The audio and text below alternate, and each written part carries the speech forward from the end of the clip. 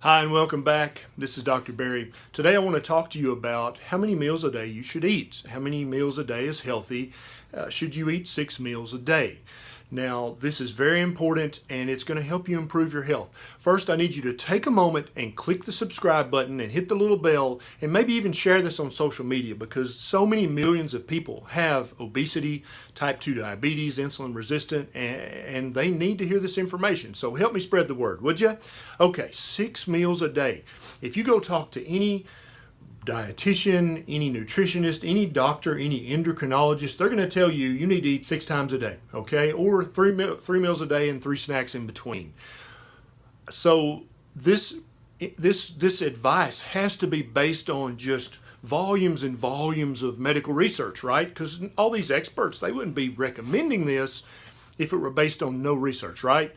Well, I'm sorry to tell you this, but after looking into this, there's absolutely no research that supports this. None, zero, nothing. There's literally nothing. I'm not joking. You can either Google it or look on pubmed.gov and try to find any kind of meaningful research that shows that human beings should eat 6 times a day. A lot of them will say, oh, well, look at cattle, look at cows. They graze all day long and yet they're almost all muscle. Yeah, that's right. They're ruminants. They have a completely different stomach and a different DNA than us. So no, that doesn't apply, okay? Now, I have a confession to make, and I feel terrible about this. And then I also want to tell you that at the end of this video, I'm going to tell you what I think is the best way you should eat to lose weight, optimize your health, and optimize your longevity. Okay, so don't let me forget that. So 6 meals a day, my confession is that for several years in the beginning of my medical practice, I used to give that advice to patients every day, especially diabetics who need that advice the very least of all.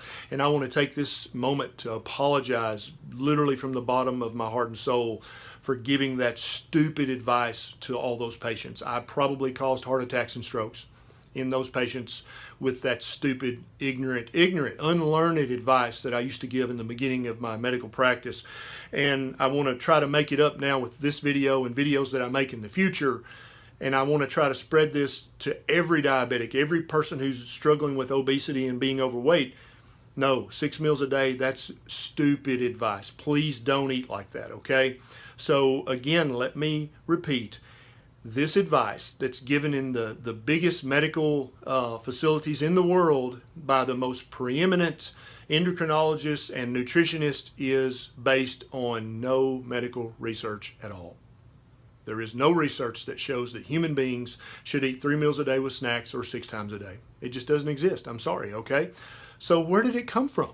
Well, it came from something called expert advice, expert opinion, or expert consensus. You see, in medicine, we try to base everything we recommend to patients on research, but that often doesn't happen. The very best research study type of all is the placebo-controlled, double-blind medical study, where you enroll a bunch of people, the doctor, the patient, no one knows what they're getting. And then at the end of the study, you unveil, oh, they were taking pill A or pill B, and this is the results. If you don't do it that way, human nature will creep in every time and give you false results. And so we come on down in all the different types of research studies and the power that they give us to make recommendations to patients. The least powerful of all, down here, right here, is called expert consensus. And what that means is, and anytime you see that in a USA Today article or a New York Times article, that means there's no damn research to back that up at all, okay? It means they ask the expert at the Mayo Clinic and at UCLA and at Yale or Harvard, wherever, they got all those guys together and said, hey, we need you to come up with an expert opinion statement and tell us what you think based on all your years of being an expert. So you would think that these guys would really think about this and try to do what's best for patients, and I guess that's what they're trying to do. But what usually comes out is an opinion that really benefits big medicine, big pharma, big food, and big farming. That's usually what comes out of that. I'm not sure why that coincidence keeps happening over and over when you ask experts for their opinion. I don't know, but it keeps happening, okay? And so if you don't believe me, Google it and look it up on pubmed.gov. Look it up. See if you can find a big, meaningful research study that shows that 6 meals a day are better than 3 or 2 or 1 or whatever, because you're not going to find it, okay? So Like I said, I'm guilty of giving this advice early in my career before I knew better, but now that I know better, I'm trying to spread the word that that's not the way you need to eat at all, okay? Here's what happens. What you're trying not to do is you're trying not to elevate your blood glucose too much. You're trying to never elevate your blood insulin levels too much, because the last thing you want to do is store fat in your muscles or fat in your liver, or worst of all, fat in your pancreas. You don't want to do that ever, because it leads to chronic overweight, obesity, and disease. Okay, so you don't want to do that.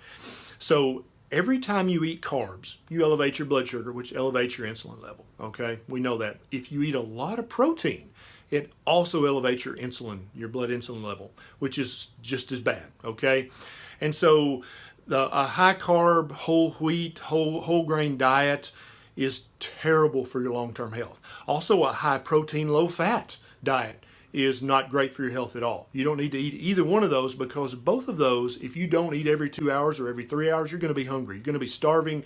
You're going to be hangry, because those kinds of foods just don't satisfy you for long, right? It's the same concept as when you go to the Chinese restaurant and you eat all the noodles and rice and you're just so full you can hardly move, and then 2 hours later, that's right, you're hungry. You're hungry again, because all the carbs are gone.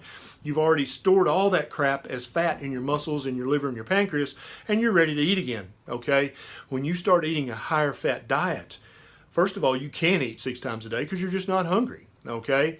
And so also you don't raise your blood sugar and you don't raise your blood insulin levels, so you don't get all the disastrous consequences of those two things being high.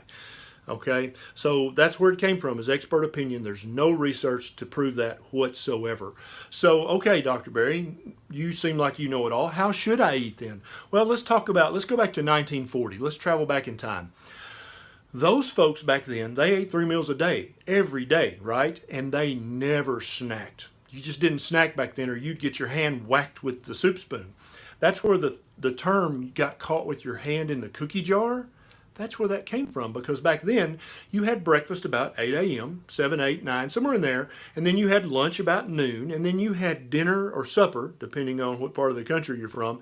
You had that about 5, 6, 7 p.m., and then that's it. You were done. You didn't eat again until breakfast the next morning. There was no snacking. Snacking was forbidden, because back then grandmothers knew that would make you fat, and so they didn't want you to be fat, so they wouldn't let you snack. And so if you got caught trying to snack in between meals or after supper dinner, you got caught with your hand in the cookie jar and you got whacked with the spoon. Okay?